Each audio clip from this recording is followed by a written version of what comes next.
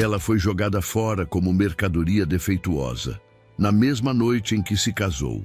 E o fazendeiro que a encontrou na estrada, solitário e endurecido pela traição, não imaginava que aquele encontro mudaria para sempre o que ele achava saber sobre amor, sobre justiça e sobre o que uma mulher vale.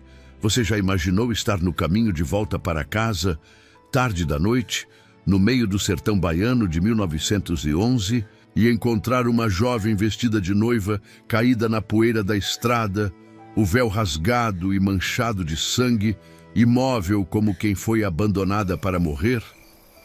É assim que começa a história de Augusto Carneiro Bravo e Isabel Luz Ferreira, uma história que marcou para sempre o destino de São Benedito do Riacho Seco e de todos que moravam naquele pedaço de sertão onde a lei dos homens poderosos pesava mais do que a lei de Deus. E meu amigo, minha amiga, o que aconteceu no final dessa história deixou a cidade inteira de boca aberta, porque a verdade que emergiu das sombras era grande demais para qualquer mentira esconder. Um acontecimento que ninguém imaginava. Uma revelação que mudou tudo. Fique comigo, porque você vai entender por que aquela noite de meia-noite, no meio do cerrado escuro, foi o momento em que o destino de duas almas partidas decidiu se costurar de volta. Prepare o coração. Romance, dor, superação e um desfecho cheio de emoção estão só começando.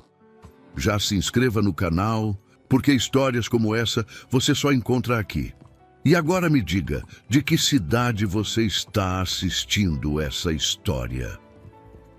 O sol havia cedido o posto para uma lua fraca quando Augusto Carneiro Bravo fechou o portão do curral e enfiou o chapéu de couro de volta na cabeça, preparando-se para a cavalgada de volta da feira de gado, que costumava fazer uma vez por mês, até a cidade vizinha. Era quase meia-noite. A estrada de terra batida, que cortava o cerrado entre São Benedito do Riacho Seco e a fazenda Ventania, era uma faixa escura espremida entre mandacaros altos e moitas espinhosas, um lugar que a maioria dos homens sensatos evitava depois das 6 da tarde. Mas Augusto não era o tipo de homem que ajustava a vida pelo medo alheio. 31 anos, ombros largos de quem trabalhou desde os 8, mãos grossas e calejadas que conheciam melhor o cabo da enxada do que os apertos de mão nas festas da cidade. O rosto, marcado pelo sol bruto do sertão, tinha uma dureza que enganava quem o via de longe. Porque de perto, os olhos escuros de Augusto carregavam algo que a dureza tentava esconder. Uma tristeza velha, plantada fundo, e que ele mesmo fingia não sentir.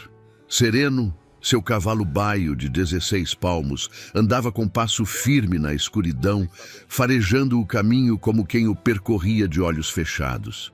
A lamparina que Augusto carregava na sela balançava com o trote, lançando círculos de luz trêmula sobre a poeira avermelhada. Foi Sereno quem parou primeiro. Os cascos do animal tropeçaram em algo no meio da estrada e o baio relinchou baixo, recuando 2 passos com as ventas abertas. Augusto segurou as rédeas e se abaixou na sela tentando ver o que havia no chão. A lamparina iluminou mal. Ele desceu devagar, com a mão no cabo do facão por instinto, e se agachou. E então o coração dele parou por um instante inteiro. Era uma mulher, uma jovem, vestida com um elaborado vestido de noiva de cetim branco.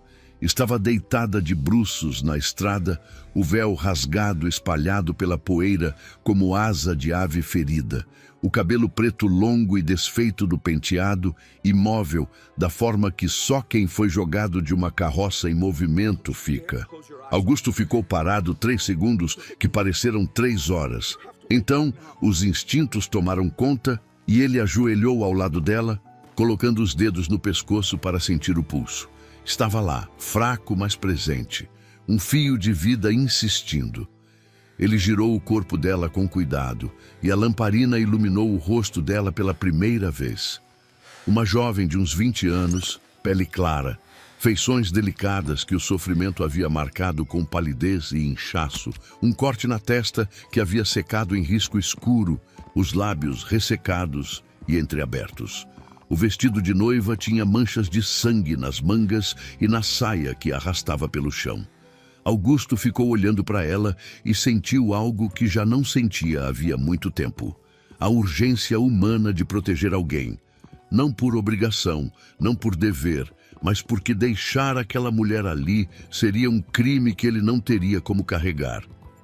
"Moça", disse com a voz firme, passando a mão pela bochecha dela. "Moça, me ouve?" Ela não respondeu. Augusto a ergueu nos braços com o cuidado que usaria para carregar um animal ferido, notando o quanto ela era leve para uma noiva que devia ter chegado ao altar com esperança, e a colocou atravessada na sela de sereno, subindo logo atrás e segurando-a com um braço enquanto guiava o cavalo com o outro. O baio caminhou devagar, como se entendesse o peso delicado que carregava. E assim, Augusto Carneiro Bravo, homem que havia jurado para si mesmo que não deixaria nenhuma mulher entrar de novo no espaço que sua ex-noiva havia deixado vazio, levou uma desconhecida para dentro de sua casa, na madrugada mais fria do mês de julho. Antes de continuar a história de Isabel, você precisa entender quem era Augusto Carneiro Bravo antes daquela noite. Porque a história de um homem começa muito antes do momento em que ele entra na sua vida. E meu amigo, minha amiga, o que fez de Augusto o homem que ele era tem tudo a ver com a razão pela qual ele foi capaz de fazer o que fez. A fazenda Ventania ficava a 6 quilômetros da cidade, 200 alqueires de terra fértil, que o pai de Augusto havia comprado a duras penas e que o filho havia expandido com suor próprio desde os 15 anos. O nome era honesto.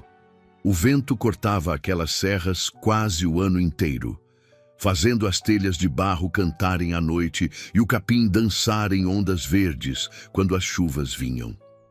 Havia 100 cabeças de gado gordo, um curral sólido, um paiol cheio, uma casa de adobe bem cuidada com varanda generosa e dentro dela um homem que havia aprendido a preencher o silêncio com trabalho, porque o trabalho não traía, não fugia, não escolhia outro. 3 anos antes, sua noiva Conceição havia desaparecido na véspera do casamento com um tropeiro de passagem que vendera cavalos na cidade por 2 semanas e roubou com ele não só a noiva de Augusto, mas a ideia de que ele merecia ser amado por escolha. A cidade foi piedosa o suficiente para não rir na frente dele. Mas Augusto sabia dos cochichos, dos olhares de lado, da pena que era quase tão difícil de engolir quanto a traição. Zeferino, o capataz velho que o conhecia desde os 6 anos, foi o único que disse a verdade sem rodeios. Mulher de caráter não foge com tropeiro, Augusto. O problema não era você, mas Augusto havia guardado aquilo dentro de si como guardava as ferramentas da fazenda. Com cuidado, no lugar certo, longe de qualquer uso que pudesse machucar de novo. Dona Generosa, a parteira do rancho vizinho, chegou em menos de 1 hora atendendo o chamado que Zeferino foi buscar a galope e cuidou da jovem com as mãos experientes que haviam trazido mais de 300 crianças ao mundo naquele sertão. O corte na testa foi limpo e fechado com trapo fervido. As costelas que estavam machucadas foram apertadas com uma atadura. O tornozelo torcido, imobilizado com talas de bambu. Augusto esperou do lado de fora, sentado no batente da porta da varanda, olhando o céu estrelado, que naquela noite parecia denso demais, como se o sertão inteiro estivesse segurando o fôlego. Zeferino apareceu ao lado dele com uma caneca de café preto.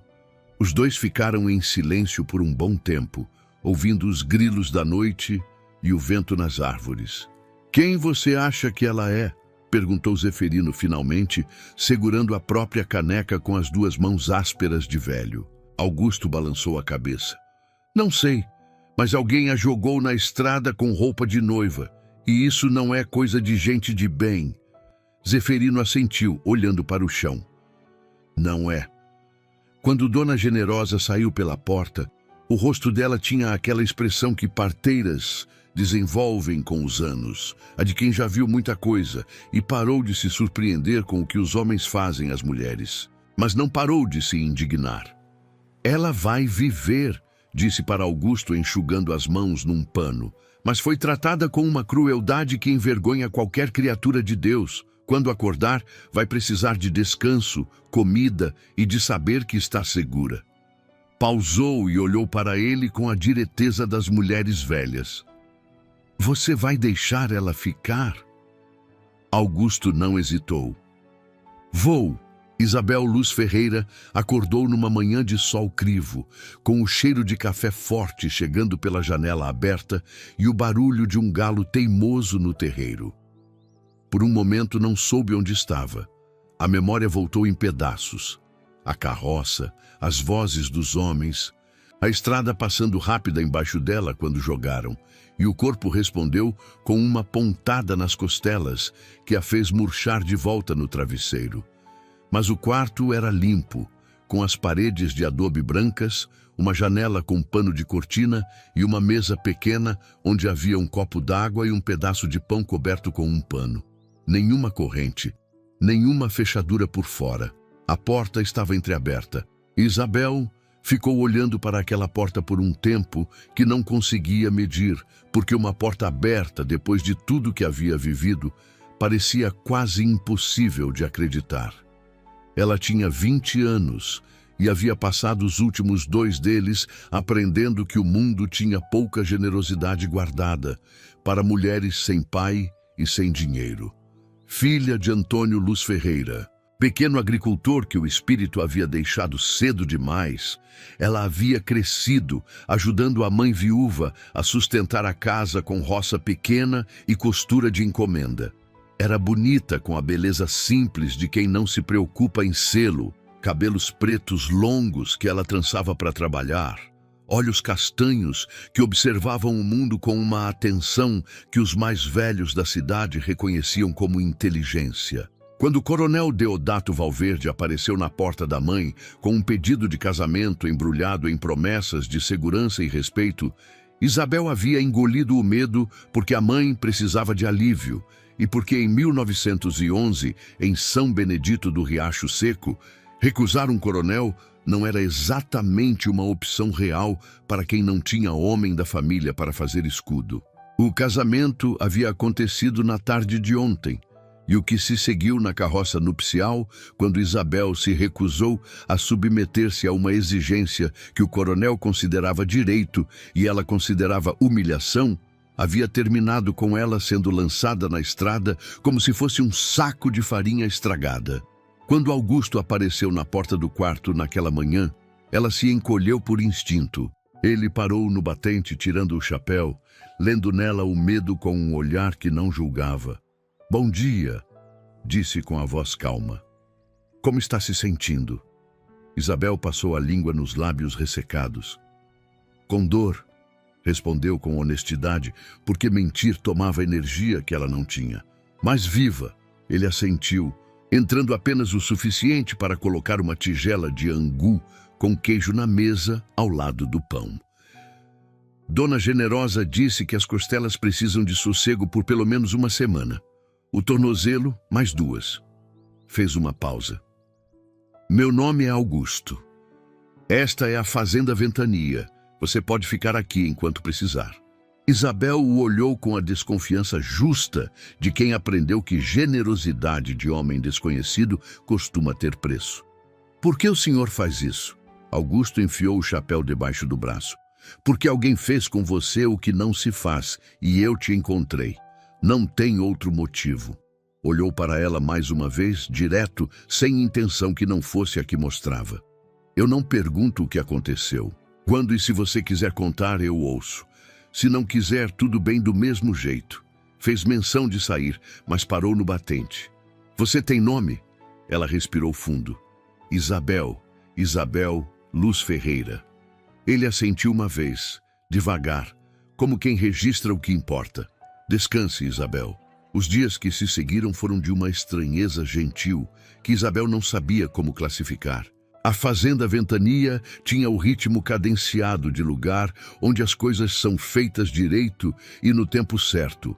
O gado saía para o pasto ao amanhecer com Zeferino na frente. Os peões trabalhavam o dia inteiro nas cercas e no curral. Donana, a cozinheira, cantarolava baixinho no fogão a lenha, enquanto o cheiro de feijão e coentro tomava conta da casa. E Augusto ia e vinha com a regularidade de relógio, fazendo 1000 coisas ao mesmo tempo, com a competência silenciosa de quem aprendeu a não depender de mais ninguém. Isabel, confinada ao quarto nos primeiros dias pelo tornozelo, observava tudo pela janela com uma atenção que ia além da curiosidade. Havia algo naquele lugar que ela estava tentando nomear. Era a ausência de violência. Não a ausência de rispidez. Augusto era direto, econômico de palavras, mais à vontade com o silêncio do que com a conversa. Mas havia uma diferença entre rispidez e crueldade que ela havia aprendido a distinguir na pele, e ali só havia a primeira. Na terceira tarde, quando o tornozelo permitiu que ela andasse apoiada, Isabel apareceu na cozinha e pediu a Donana que lhe ensinasse onde ficavam as coisas. Donana, mulher de 50 anos, com cara redonda e olhos espertos, a olhou de cima a baixo, com uma franqueza que poderia ter sido rude, mas não foi. O patrão disse que você descansasse. O patrão não precisa saber que estou aqui, respondeu Isabel, com uma firmeza suave, que fez a cozinheira dar um sorriso sem querer. Donana deslocou-se 3 passos para o lado e abriu espaço. A farinha fica naquele saco ali. Augusto descobriu naquela mesma tarde que Isabel estava na cozinha ajudando a preparar o jantar, quando entrou para buscar água e encontrou as 2 mulheres conversando baixo enquanto mexiam o feijão. Ficou parado na entrada por um segundo mais do que precisaria. Não era a cena que o perturbava, era o som. A voz de Isabel tinha um timbre baixo e calmo que ele não havia escutado direito durante os dias de recuperação. E havia uma familiaridade naquele murmúrio de cozinha que a Ventania não conhecia há muito tempo.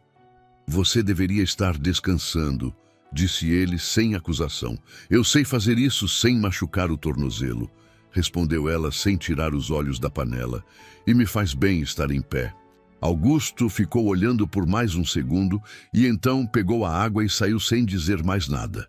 Donana esperou ele sumir e depois cochichou. Faz tempo que não vejo ele parar assim na porta da cozinha. Foi na tarde de quinta-feira, uma semana depois, que a conversa verdadeira aconteceu pela primeira vez. Augusto estava consertando a cerca do pasto menor, sozinho, batendo arame com um martelo de cabo curto, quando ouviu passos na grama seca. Era Isabel, com um xale de lã nos ombros e o tornozelo ainda com a atadura, caminhando devagar, mas sem claudicar demais. Ele não disse nada, continuou batendo. Ela chegou até o mourão de madeira onde ele trabalhava e ficou parada, olhando para os campos abertos além da cerca. O capim amarelo se estendendo até onde a vista alcançava, manchado aqui e ali pelos verdes escuros dos mandacaros, e ao fundo as serras azuladas da distância. O vento empurrava o capim em ondas lentas. As cigarras cantavam alto no calor da tarde. É bonito, disse ela por fim. Ele parou o martelo por um segundo. Silêncio. Augusto voltou a trabalhar. Isabel ficou olhando o campo. Posso perguntar uma coisa? Disse ela depois de um tempo. Pode. Por que você mora sozinho aqui? A pergunta era direta o suficiente para merecer resposta direta. Augusto pregou o último grampo, enfiou o martelo no cinto e encarou o horizonte com os braços apoiados na cerca. Não foi sempre assim. Tinha noiva. Ela foi embora 3 anos atrás. Pausou. Achei que depois disso eu ficava melhor sozinho. Isabel olhou para ele de lado. E ficou. Fiquei mais quieto, respondeu ele com uma honestidade seca que não era amargura. Era apenas verdade. Não sei se é a mesma coisa. Ela assentiu lentamente. Depois, sem que ele tivesse pedido, ela começou a falar. Falou da mãe, do pai que morreu cedo, da vida apertada, do medo do coronel Deodato com sua voz pesada e suas mãos que não pediam. Falou do casamento na igreja matriz, com flores de papel e olhares da cidade que pareciam mais curiosidade do que alegria genuína. A voz dela ficou mais baixa quando chegou na noite da carroça. Não deu detalhes e Augusto não perguntou, porque havia perguntas que não se faz e respostas que não se exige. Ele disse que se eu falasse, ninguém acreditaria em mim, concluiu ela com uma calma que assustava mais do que o choro teria assustado. Uma mulher sem pai, sem irmão, sem propriedade, quem ouviria? Augusto ficou um tempo sem responder, com o olhar fixo nas serras azuladas do fundo. Quando falou, a voz saiu mais pesada do que ele pretendia. Eu ouço. Ela o olhou. Ele não desviou o olhar. Sei que ouve, disse ela baixinho. É por isso que estou falando. Naquela tarde, às margens de uma cerca de arame farpado no sertão baiano, duas pessoas que o sofrimento havia ensinado a desconfiar de tudo, começaram, sem nenhum acordo em palavras, a construir a coisa mais improvável do mundo, confiança. Mas a cidade, meu amigo, minha amiga, a cidade não dormia. São Benedito do Riacho Seco era do tamanho exato, onde qualquer segredo crescia como planta na chuva. Dona Filomena, mulher do armazém central, tinha os olhos de coruja e a língua comprida de quem confunde fofoca com vocação. Foi ela quem espalhou primeiro, sussurrando entre sacas de farinha e latas de banha. Sabe que o Augusto Carneiro está escondendo a mulher do coronel lá na ventania. O farmacêutico, seu Belisário, colocou os óculos no nariz e balançou a cabeça. O padre Dom Lúcio, homem de Deus, mas também de relações políticas com o coronel Deodato, recebeu o fazendeiro poderoso em sua sacristia numa tarde de quarta e saiu de lá com o rosto carregado e um papel na mão que parecia carta de recomendação ou de ameaça, dependendo de quem recebia. Em menos de 10 dias, a narrativa da cidade havia virado de cabeça para baixo com a maestria cruel que cidades pequenas sabem fazer. Isabel era mulher de má índole que havia seduzido o fazendeiro bom, e Augusto era tolo que havia caído na teia de uma faceira sem caráter que havia desrespeitado o marido legítimo, a vítima tornada vilã, o algoz tornando-o ofendido. Era o tipo de injustiça que só prospera onde a verdade tem menos peso do que o nome de quem a conta. O coronel Deodato Valverde, 52 anos, bigode grisalho, barriga de quem comia bem às custas dos outros, olhar de quem não estava acostumado a não ter o que queria, mandou 2 capangas de pele curtida e olhar duro à ventania com um recado que tentava soar como gentileza, mas era ameaça com chapéu de pedido. O senhor Deodato diz que a esposa dele se perdeu e ele quer de volta o que é seu, com respeito ao compadre Augusto, claro. Augusto os recebeu na porteira montado em sereno, com Zeferino ao lado e o silêncio de quem não tem medo, não tem pressa e não vai ceder. Digam para o coronel que não tem nenhuma propriedade dele aqui, disse com a voz do sertão, que quando é firme parece brotar da terra. E que se quiser manda recado, mas capanga na minha porteira eu não recebo de novo. Os homens foram embora, mas a noite seguinte foi pesada. Isabel soube da visita porque Zeferino, que nunca conseguia segurar notícia importante por mais de uma tarde, a contou para Donana, que a contou para ela. Naquela noite, depois do jantar, ela procurou Augusto na varanda onde ele costumava sentar, fumando em silêncio. Ficou parada na porta por um momento, olhando para as costas largas dele, para o chapéu dependurado no gancho, para as estrelas que enchiam o céu sobre os campos escuros. Eu preciso ir embora, disse ela com uma voz firme que havia custado caro preparar o dia inteiro. Não porque quero, mas porque minha presença aqui só te traz problema, E eu não posso deixar que você pague por uma escolha que foi minha. Augusto ficou parado, o charuto no canto da boca, olhando para o escuro. Quando falou, a voz saiu mais áspera do que ele pretendia, mas não foi rispidez. Foi a rudeza de quem está lutando contra sentimentos que não sabe como nomear.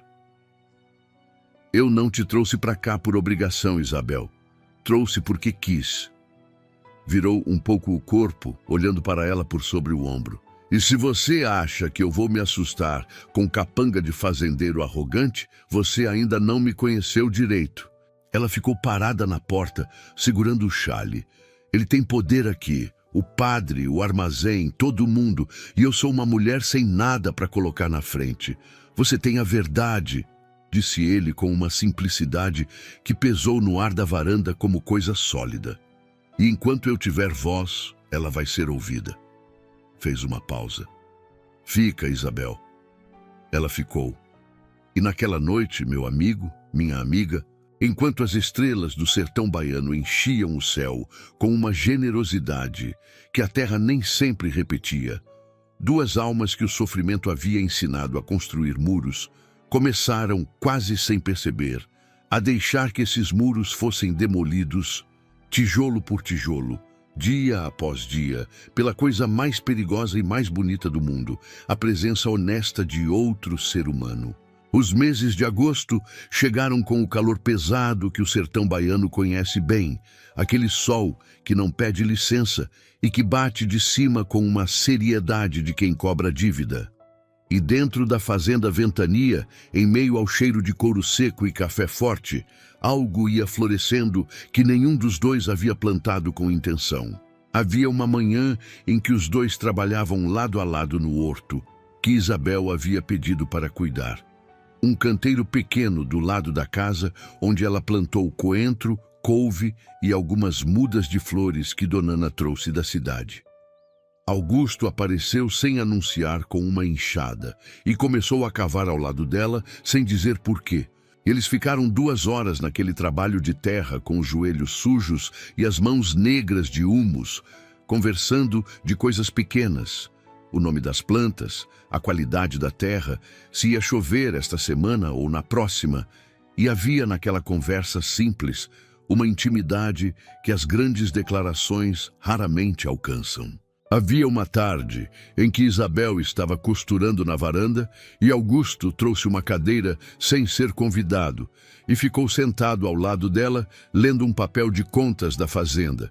E os dois ficaram assim por 1 hora, sem trocar uma palavra, apenas compartilhando o mesmo espaço com uma naturalidade que surpreendeu ambos. Havia a noite em que ele chegou da cidade com uma febre que Zeferino reconheceu como febre de rio, e Isabel passou as primeiras horas da madrugada ao lado dele com um pano úmido na testa, trocando a água fria toda vez que o pano esquentava.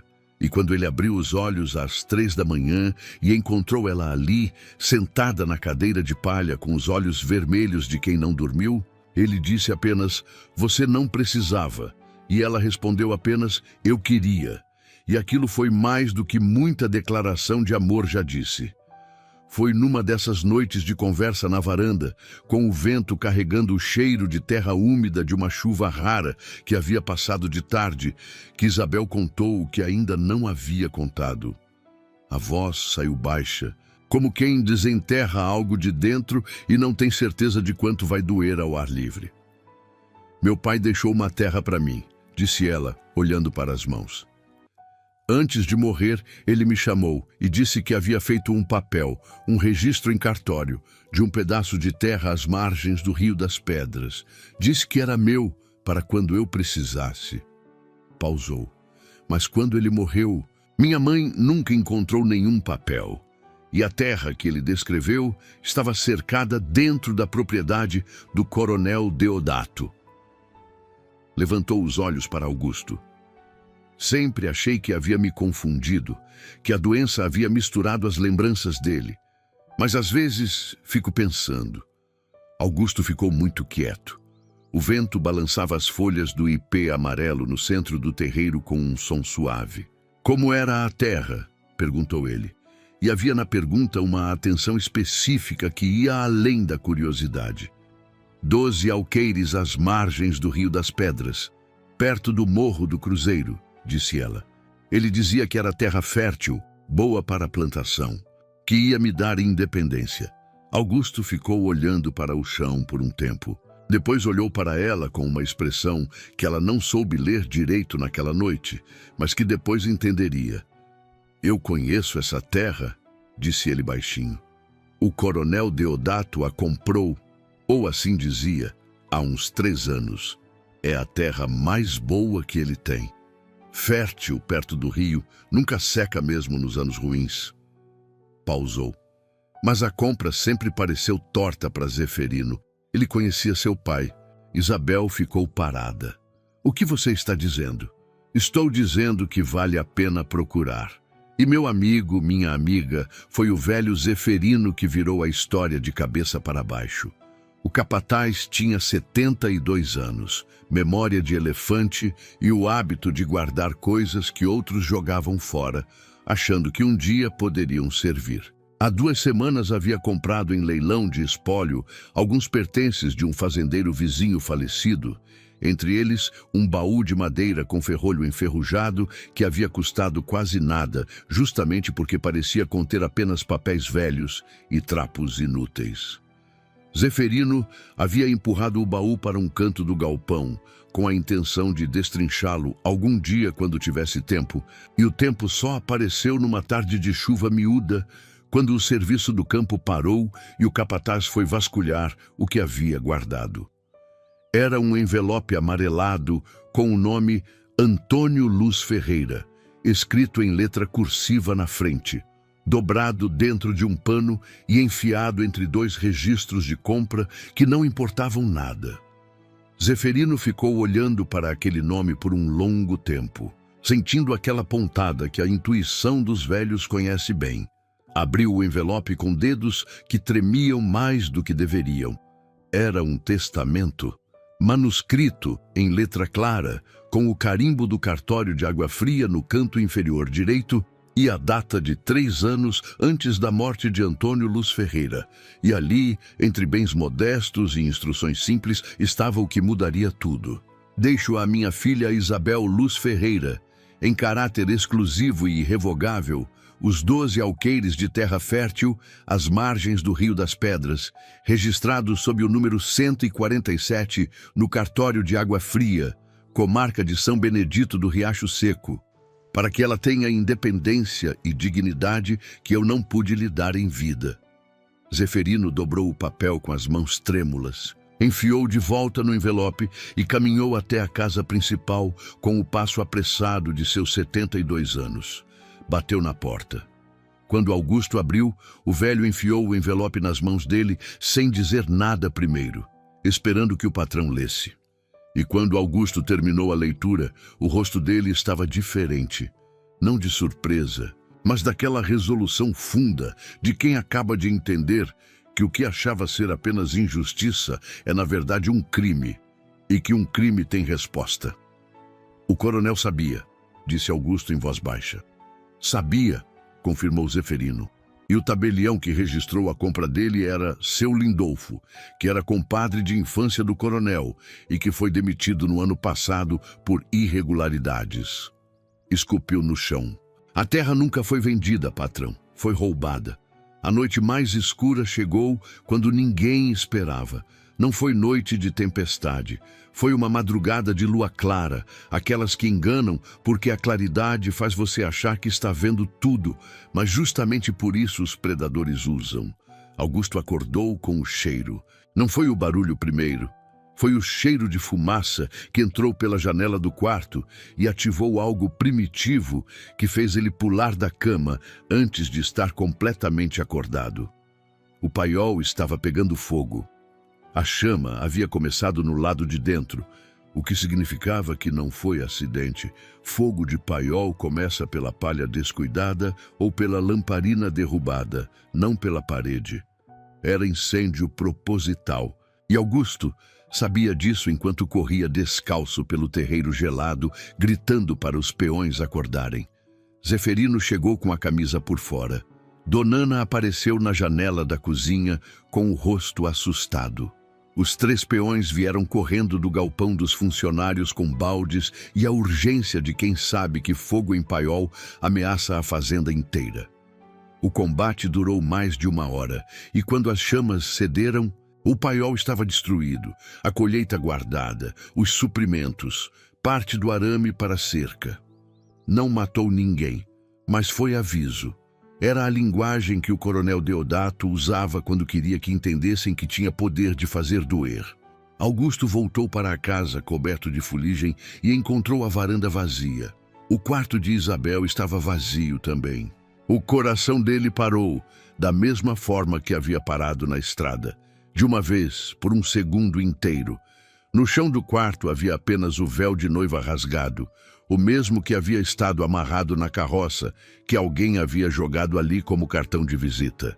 Enquanto todos combatiam o fogo, os capangas do coronel haviam levado Isabel. Zeferino encontrou Augusto parado no meio do quarto, segurando o véu, com um silêncio que era mais assustador do que gritos. O velho pôs a mão no ombro do patrão. O que vai fazer? Augusto dobrou o véu cuidadosamente, colocou na mesa. Acabar com isso. E meu amigo, minha amiga, ninguém em São Benedito do Riacho Seco jamais esqueceu aquela manhã de quarta-feira.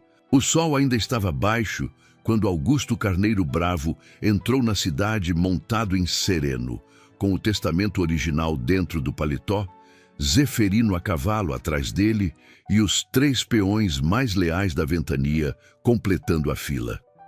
Não havia raiva no rosto dele. Havia algo mais sério do que raiva, que era determinação. Parou na frente da casa do delegado Arlindo Sampaio e bateu no portão com o punho até que a janela se abrisse. Delegado, preciso da sua presença na Praça Central. Traga as autoridades que encontrar no caminho.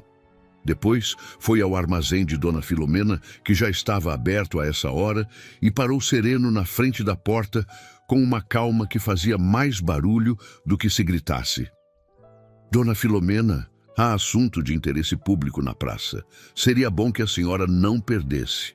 Dona Filomena ficou de boca aberta, mas ninguém com bom senso desobedecia àquele tom. A Praça Central foi enchendo porque cidade pequena obedece ao espetáculo.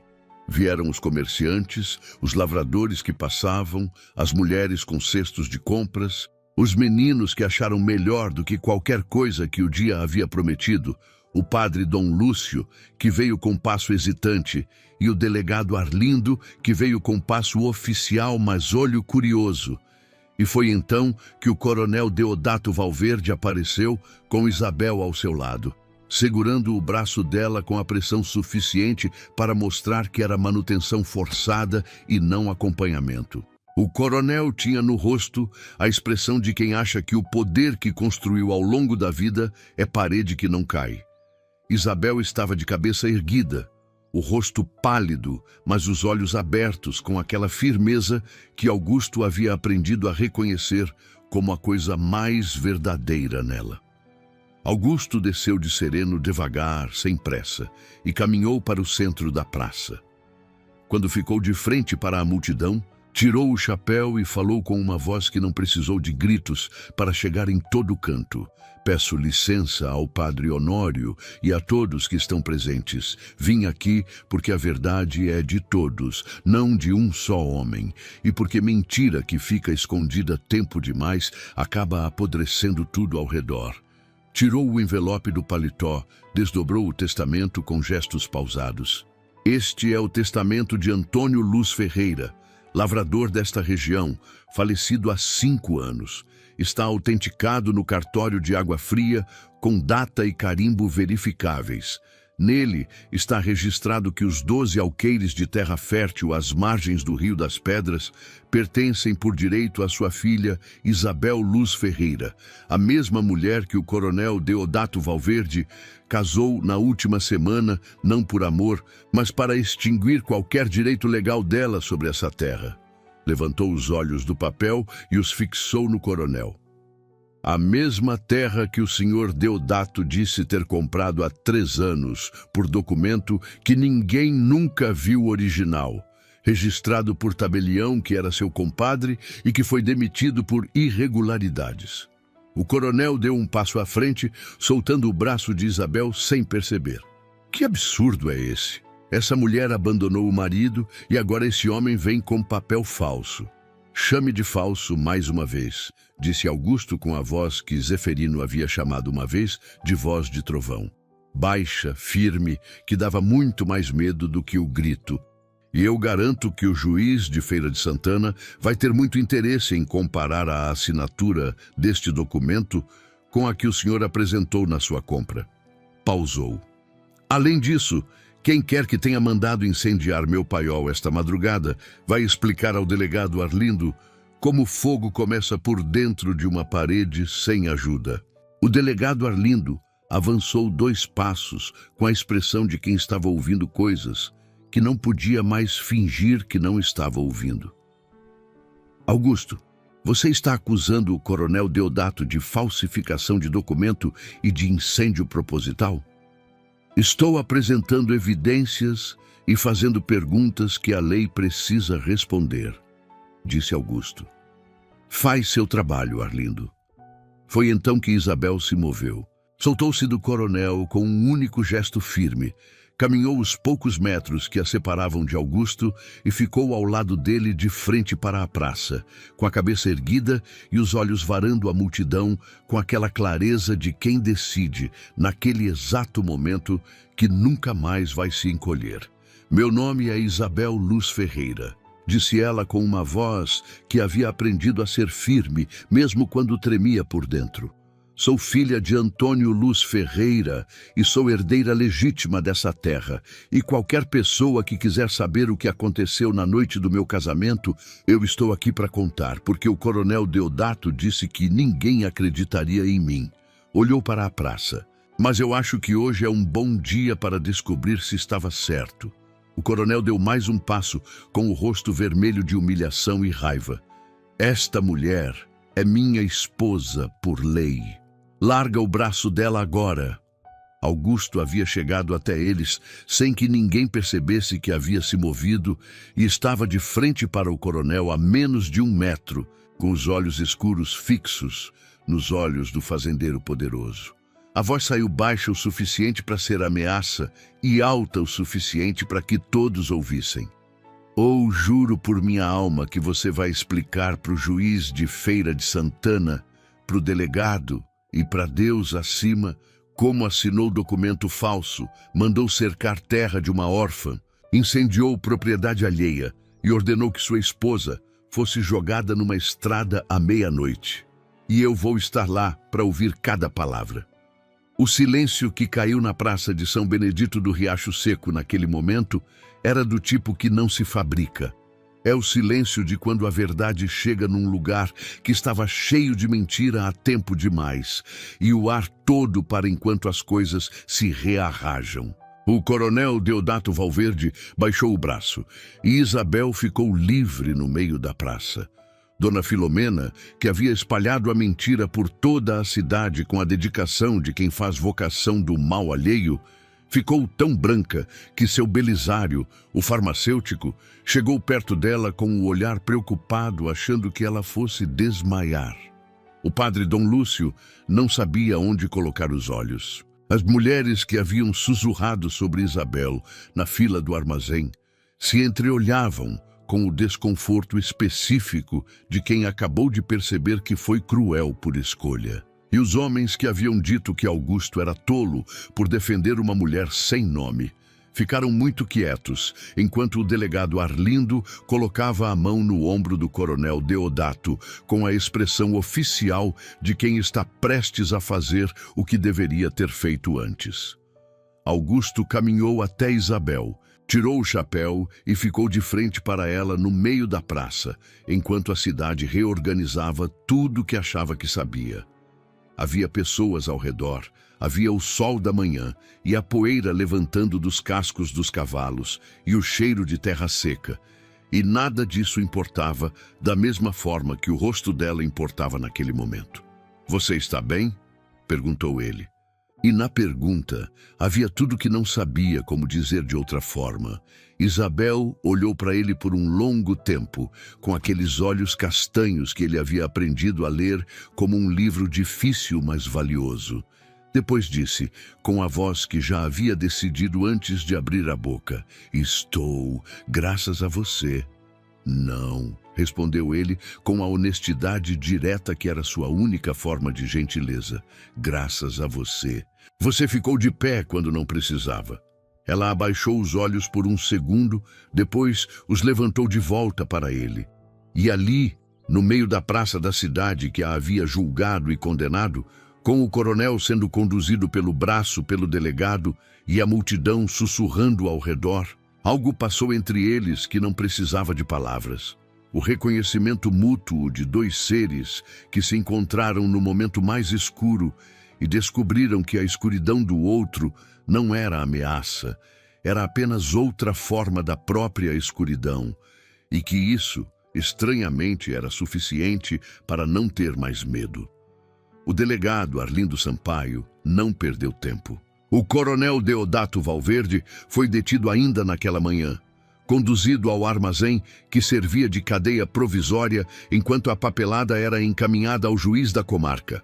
Os dois capangas que haviam ateado fogo no paiol foram identificados por Zeferino, que os reconhecia de vista de feiras de gado, e detidos 2 dias depois, quando tentaram sair da região. O tabelião Lindolfo, confrontado com o original do testamento de Antônio Luz Ferreira e com a assinatura falsificada no documento de compra do coronel, desabou antes mesmo que o juiz chegasse, confessando o esquema completo em troca de pena reduzida. 3 semanas depois, quando o juiz Raimundo Cavalcante chegou de Feira de Santana com a toga, o processo e a seriedade de quem havia lido os autos com atenção, a sentença foi firme: 10 anos de prisão para o coronel Deodato Valverde pelas acusações de falsificação de documento público, apropriação indébita de propriedade e incêndio doloso. Os 12 alqueires de terra fértil às margens do Rio das Pedras foram imediatamente devolvidos a Isabel Luz Ferreira por ordem judicial, com documentação em cartório novo e com o nome dela escrito direitinho, sem equívoco, sem intermediário. Na tarde em que a sentença foi lida, a cidade de São Benedito do Riacho Seco ficou em silêncio por um tempo que pareceu longo. Depois, as pessoas começaram a se mover de formas diferentes. Algumas foram até Isabel pedir desculpa com a humildade tímida de quem sabe que errou, mas não sabe se a desculpa é suficiente. E Isabel as recebeu com uma dignidade que ia além do perdão porque era mais vasta. Era a confirmação de que ela nunca havia precisado da aprovação de nenhum deles para saber quem era. Dona Filomena mandou um cesto de frutas pela mão da filha, com um bilhete que dizia apenas "me perdoe", e Isabel respondeu com um sorriso que a filha transmitiu fielmente, e que era sorriso de quem já passou de tudo aquilo. O padre Dom Lúcio fez um sermão no domingo seguinte sobre a verdade e a justiça que ninguém ali achou necessário comentar, mas que todo mundo ouviu com uma atenção específica que era de quem reconhece julgamento próprio nos exemplos alheios. E então ficou só o que restava de ser dito entre Augusto e Isabel, que era a coisa mais simples e a mais difícil ao mesmo tempo. Foi uma tarde de setembro, com o céu cor de laranja se espalhando pelo horizonte do sertão e o vento carregando o primeiro cheiro de chuva que as nuvens altas prometiam para os dias seguintes. Eles estavam na varanda da fazenda Ventania, sentados nas cadeiras de palha, que Dona havia colocado lado a lado com a cumplicidade de quem organizou o cenário sem ser pedida e não pretendia pedir desculpa por isso. O ipê amarelo, no centro do terreiro, havia começado a soltar os primeiros botões. Um amarelo intenso que aparecia como surpresa em cada galho, a árvore decidindo que era hora depois de anos sem florescer. O mugido distante do gado vinha da pastagem do fundo. Os grilos ainda não haviam começado, porque era cedo demais, e havia um silêncio entre eles que não era vazio. Era cheio, da forma que silêncio fica quando duas pessoas estão presentes de verdade. Eu fui ao cartório ontem, disse Isabel, olhando para as flores do ipê. Assine os papéis das terras. É meu de verdade agora. Fez uma pausa. Meu pai queria que eu tivesse independência. Sorriu de lado, suave. Ele tinha razão. Augusto ficou olhando para ela por um tempo que foi comprido demais para ser casual. Depois, com o mesmo jeito direto de homem que aprendeu que hesitar custa mais caro do que o medo, ele disse: Isabel, a voz saiu diferente daquela que usava para dar ordem ou fazer pergunta. Era uma voz que ele mesmo não reconhecia bem, porque era a voz de alguém que parou de se proteger. Ela o olhou. Eu não te trouxe para cá por pena. Passou a mão na parte de trás do pescoço, olhando para a frente depois de um segundo. E não fiz o que fiz por sentimento de dever. Eu fiz porque desde aquela noite, na estrada, quando você abriu os olhos e me olhou como se ainda não soubesse se devia confiar em mim, eu quis ser o tipo de homem que merecia essa confiança. Virou o rosto para ela de vez. Fui entrando em coisas que nunca planejei entrar. Fui me importando antes de ter autorização para me importar. A mandíbula estava firme, mas os olhos escuros tinham uma vulnerabilidade que era nova nele, como janela que abre pela primeira vez depois de muito tempo fechada. Não sei te dizer bonito. Não sou homem de muita fala, mas sei que desde que você entrou nesta varanda, este rancho tem um barulho que eu não sabia que estava faltando. E toda vez que imagino você indo embora, tem um silêncio que eu já não consigo mais aceitar. Isabel ficou olhando para ele com o rosto quieto de quem está ouvindo de verdade, sem pressa, deixando as palavras chegarem antes de responder. O vento mexeu nos cabelos dela, que estavam soltos naquela tarde, e o sol laranja pegou neles de um jeito que fez Augusto engolir seco e desviar o olhar por um segundo, involuntário. Augusto, disse ela com a voz baixa, que ele havia aprendido a reconhecer como a voz de quando ela ia dizer algo verdadeiro. Eu cresci acreditando que a vida de mulher era uma série de concessões que você faz para os outros e chama de destino. Olhou para as flores amarelas do ipê. Meu pai dizia que não, que eu tinha direito de escolher. Voltou os olhos para ele. Eu nunca entendi direito o que ele queria dizer até chegar aqui e ver que havia um homem que me tratava como se minhas escolhas importassem. Uma pausa. Você me perguntou se queria ficar na praça, na frente de todo mundo, com o coronel preso e a cidade olhando. Você me deu escolha. A voz ficou um pouco mais espessa, não de tristeza, mas do peso bom das coisas que importam. Sabe quantas vezes na minha vida alguém me deu escolha de verdade? Ele não respondeu. Não precisava. Eu quero ficar, disse ela. Não porque não tenho outro lugar. Tenho 12 alqueires de terra e independência que meu pai me guardou. Olhou para ele com uma clareza que parecia iluminar o espaço entre os dois. Quero ficar porque escolho você. E porque não quero começar nenhuma coisa nova sem você do lado. Augusto ficou olhando para ela por um tempo que foi longo e não foi longo o suficiente. Depois, levantou da cadeira devagar, caminhou o passo e meio que os separava e parou de frente para ela, com aquelas mãos grandes e calejadas que sabiam mais de enxada do que de afagos, e as pôs com um cuidado que contradiz essa dureza em cada lado do rosto dela. Eu não sei se mereço o que você está me dando, disse ele com a voz que havia abandonado qualquer tentativa de parecer mais forte do que estava. Mas sei que vou gastar a vida inteira tentando merecer. O beijo que veio depois não foi de novela ou de poesia. Foi um beijo de sertão, simples, firme, real como terra molhada, do tipo que não pergunta se é adequado, mas simplesmente é, porque é a coisa certa a acontecer naquele momento, naquele lugar, naquelas duas vidas que o sofrimento havia tentado dobrar sem conseguir quebrar. Do terreiro, Zeferino virou de costas com um sorriso enrugado e murmurou qualquer coisa para Donana, que estava ao lado dele, que fez a cozinheira dar uma risada baixinha e enxugar um canto do olho. O casamento de Augusto Carneiro Bravo e Isabel Luz Ferreira aconteceu em março do ano seguinte, debaixo do ipê amarelo, que havia florescido em cachos dourados, como se a árvore houvesse guardado aquela energia por todos os anos que ficou sem abrir. O padre Dom Lúcio, que havia passado os meses anteriores em silêncios reflexivos, que a congregação interpretou como penitência e eram de fato penitência, oficializou a cerimônia com uma humildade genuína que a cidade notou e preferiu não comentar em voz alta. A praça havia levado as cadeiras.